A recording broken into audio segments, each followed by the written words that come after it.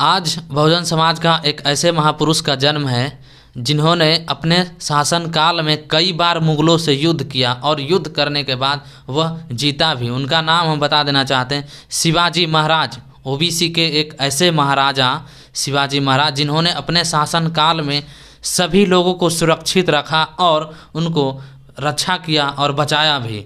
आज 19 फरवरी को ही उनका जन्मदिन था। उनको जन्मदिन पर उनके बारे में, उनका इतिहास जानेंगे हम दोनों मिलकर। हमारे सहयोगी शैलेश कुमार जी हैं।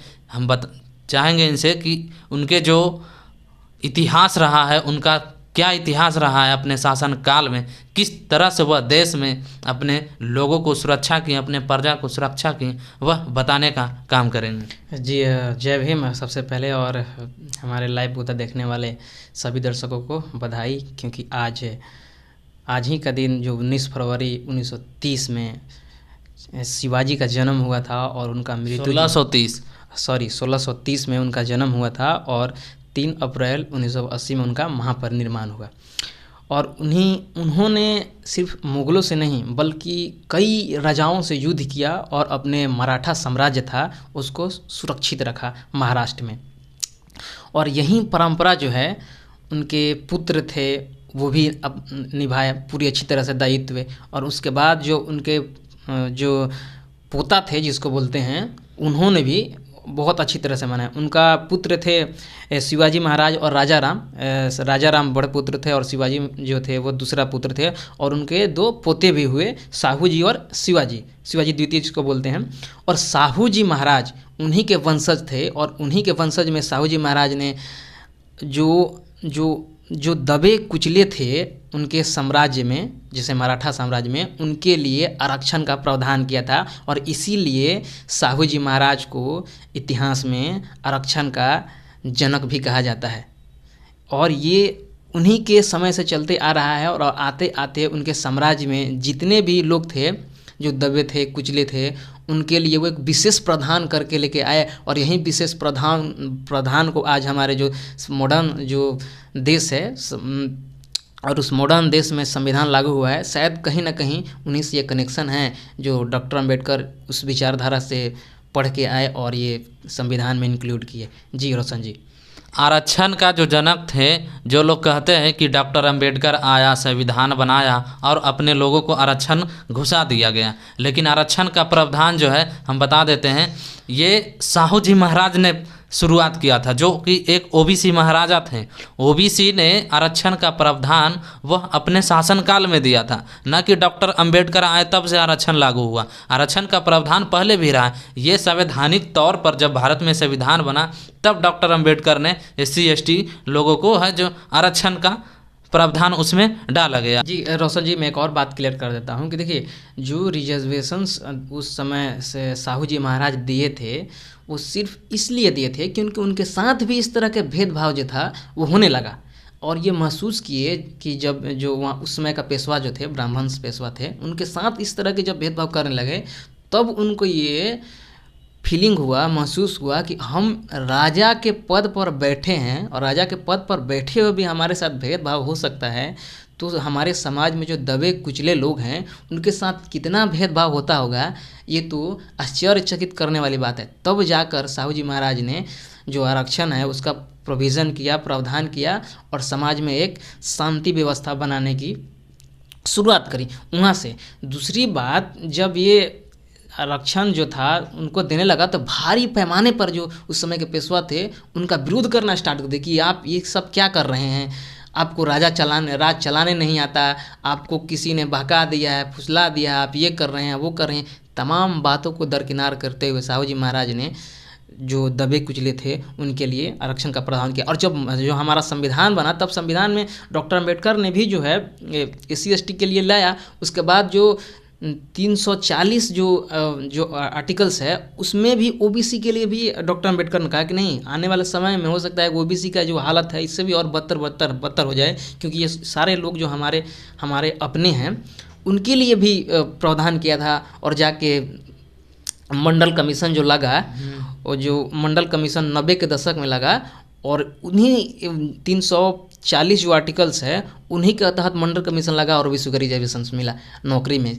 और अब तो पॉलिटिकल रिजर्वेशन भी उन लोगों को मिलने लगा है जी। उन्हीं सारा विचारधारा उन्हीं से आ रहा है। 16वीं शताब्दी में ओबीसी का महाराजा हुआ करता था और उतने बड़े महाराजा होने के बावजूद ये जो पेशवा ब्राह्मण थे उनके साथ भी भेदभाव करते थे, जबकि उन्हीं के शासनकाल में वह रहते थे, उन्हीं के जो राज किला था उसमें वह रहते थे और उनका जो है सहयोगी का काम करते थे, पूजा पाठ जो भी करवाते थे ये पेशवा लोग करवाते थे। लेकिन इसके बावजूद, महाराजा होने के बावजूद, वो लोग हैं जो पेशवा लोग थे, महाराजा के साथ जो भेदभाव करते थे, उनके साथ जो मंत्र पढ़ा जाता था वो गलत पढ़ा जाता था। ये जो था ये मानसिकता उस जमाने में भी था महाराजा के साथ और आज भी लगभग चलता ही आ रहा है। जी, मैं एक और बात क्लियर कर देता हूँ कि देखिए, जब साहू जी महाराज जो थे वो मराठा पेशवा के संभवतः लगभग अंतिम शासक थे और उनका युद्ध जो है मुगलों के साथ हुआ। तो मुगल और मराठा साम्राज्य में युद्ध होता है तो जीत होती है मुगलों की जीत होती है। और मुगलों की जीत में जब मराठा साम्राज्य हार जाता है तो सत्ता जाहिर से है कि वो मुगलों के हाथ में चला जाना चाहिए, लेकिन सत्ता जो आता है उसके बाद ये सत्ता पेशवाओं के हाथ में चला जाता है। जबकि पेशवा जो थे वो मराठा साम्राज्य के एक भिन्न अंग थे, वो प्रोमिनेंट पोजीशन पर थे, एक प्रमुख अंग माना जाता था कि मराठा साम्राज्य का पेशवा जो है वो प्रमुख अंग माना जाता था। लेकिन जैसे ही मराठा साम्राज्य हारा मुगलों से, सीधा के सीधा जो है वो सत्ता पेशवाओं के हाथ में चला जाता है। अब समझ लीजिए, हारा मराठा साम्राज्य और जीता मुगल, सत्ता मुगलों के हाथ में जाना चाहिए लेकिन मुगलों के हाथ में ना जाकर पेशवाओं के हाथ में चला जाता है। ये कितना बड़ा कंट्रोवर्सी है इतिहास में। फिर भी हालांकि दिलीप मंडल, ये तमाम बहुत सारे जो एक्टिविस्ट हैं इस बात को उजागर करते हैं कि ये कंट्रोवर्सी नहीं है, अपने मराठा साम्राज्य को खोखला करने की तरीका नहीं है तो और क्या है। इस पर तरह तरह के सवाल जो है वो बनते रहे हैं और सवाल उठाते रहे हैं, लेकिन जितने भी इस तरह के विचारधारा का रखने वाले लोग हैं वो जवाब नहीं दे पाते हैं। मैं आपको क्लियर कर देना चाहता हूँ, मराठा और जो पेशवा वो दोनों साथ में थे। जी। और युद्ध जो हुआ मुगल से हुआ। साहू जी महाराज जो थे वह मुगल से युद्ध हार गए तो सत्ता जो जाना चाहिए था वो मुगल के हाथ में जाना चाहिए था। लेकिन जो मराठा थे पेशवा दोनों एक साथ थे, अगर मराठा युद्ध में हारे तो सत्ता पेशवा के साथ चला गया। इससे साफ पता चलता है कि जो मुगल और पेशवा था वो दोनों में कनेक्शन था और दोनों मिलकर जो है मराठा साम्राज्य को हराने का काम किया। और जो सत्ता जाना चाहिए था मुगल के पास वह सत्ता जो पेशवा के साथ चला गया, पेशवा को दे दिया गया मुगलों के द्वारा। यानी कि मराठा को हराने के बाद जो है वह पेशवा को सत्ता दिया गया, किसके द्वारा? मुगलों के द्वारा। जो युद्ध कौन जीता? मुगल। युद्ध जीतने का काम किया मुगल, है ना। मुगल साम्राज्य जो है युद्ध जीता और जो सत्ता गया वह पेशवा के हाथ में चला गया, जबकि पेशवा मराठा के साथ था। ऐसा क्यों हुआ? क्योंकि जो पेशवा था वह कहीं ना कहीं मुगलों से अटैच था, उस कनेक्शन में था, संपर्क में था। और दोनों ने मिलकर, जो पेशवा थे वो मराठा में शामिल रहे लेकिन हरवाने का जो काम किया, युद्ध में जो काम किया है, जो विभीषण बनने का काम किया वो पेशवा ने किया। तब जाकर के जो है कि मराठा साम्राज्य जो था, मराठा युद्ध हार गए। एक और बात मैं क्लियर कर देता हूँ कि देखिए, जब मराठा हारा तो पेशवा हारा मराठा हारा तो पेशवा हारा, लेकिन जीत यहाँ मिल जाती है पेशवा को। जीतता है मुगल, लेकिन जीत मिल जाती है पेशवा को। यानी अपने साम्राज्य में जो पीछे से छुरा भोंकने का काम किया था वो पेशवा ने किया था। और आज जो है तमाम उसके बाद फिर बहुत सारे पेशवा आते हैं। पेशवा के बाद जैसे शिवाजी मस्तानी, नाना साहब, तमाम तरह के पेशवा आते हैं। उसके बावजूद लड़ाई होता है और फाइनली जो है अंततः आते आते फिर सत्ता जो है पेशवा के हाथ में चला आता है। उसके बाद जो मॉडर्न एरा में आते हैं अंग्रेज, और अंग्रेज उसके बाद अपना हाथ में शासन ले लेते हैं। तो ये इस तरह की जो घटना होती है, जो गलत विचारधारा रखने वाले होते हैं वो इस तरह के काम लगातार करते रहते हैं। ये कोई आज की बात नहीं है, उस ज़माने में भी होता था और आज ज़माने में भी होता है। आज जो खुद को अपने आप को जो है कट्टर हिंदुत्व कहते हैं, हिंदुत्व के नाम पर जो आज राजनीति कर रहे हैं, उस ज़माने में 16वीं 17वीं शताब्दी में ये लोग जो थे वो मुग़ल से मिलकर जो मराठा साम्राज्य था उनको हराने का काम किया और अपने सत्ता के लिए जो है मुगलों से हाथ मिलाया, फिर मराठा को हराया, मराठा को साथ में रह कर मराठा को खोखला किया, मराठा साम्राज्य को, और हराने का काम किया। और जो सत्ता मुगलों के पास जाना चाहिए उस सत्ता पर काबिज हुए पेशवा लोग। जी एकदम बिल्कुल सही है। यही पूरा यही क्लियर कट जो हिस्ट्री है वही क्लियर कट बताती है। यानी सत्ता हासिल करने के लिए इन्होंने जो हिंदुत्व का जो चोला पहने हुए आज के लोग जो घूम रहे हैं, उस समय में मुगलों से हाथ मिला लिया और अपने ही जो हिंदुत्व समाज का जो हिंदू समाज का जो मराठा साम्राज्य था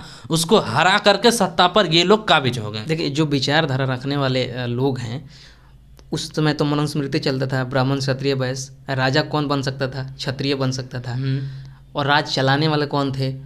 ब्राह्मण थे। लेकिन वहाँ सत्ता जो थे वो मराठा साम्राज्य के पास था, वो भी इसी में आते थे, लेकिन ये उनको बर्दाश्त, शूद्र में आते थे उस समय के ज़माना। आज के ज़माने में जो संवैधानिक टर्म है वो वैसी, उस जमाना में इन लोगों को बर्दाश्त नहीं हुआ कि यदि ये शूद्र जो है वो कैसे राज चला रहा है। एक शूद्र का सत्ता पेशवा को मंजूर नहीं था, है ना। जो शूद्र था ओबीसी में आता है, जो अभी के समय में एक शूद्र का सत्ता पेशवा को मंजूर नहीं था, इसलिए शूद्र को हराने के लिए मुगल से हाथ मिलाए, है ना। और शूद्र के साथ में दिखावा करने के लिए रहे, साथ में रहे, युद्ध में साथ में तो रहे, लेकिन उनका जो अंदरूनी संपर्क था वो मुगलों से था। और शूद्र को सत्ता से उतार कर ये पेशवा लोग, ब्राह्मण लोग सत्ता पे हाविज हो गए जी, मुगलों से मिल करके। और आज जो है मुगलों को दिन रात गाली देते हैं, लेकिन उस समय जो था इनका साठ गांठ हुआ करता था शूद्रों को हराने के लिए। जी यही पूरा क्लियर कट हिस्ट्री है, यही है।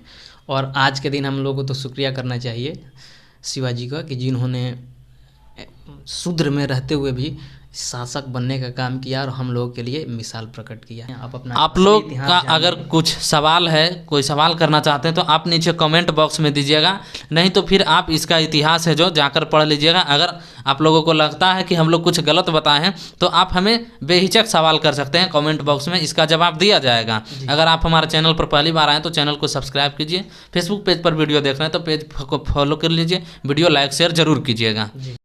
अगर यह वीडियो आप हमारे YouTube चैनल पर देख रहे हैं तो चैनल को सब्सक्राइब करें, वीडियो को लाइक करें और शेयर करें। अगर आप यह वीडियो हमारे फेसबुक पेज पर देख रहे हैं तो पेज को फॉलो करें और वीडियो शेयर ज़रूर करें। अपनी प्रतिक्रिया नीचे कमेंट बॉक्स में दें।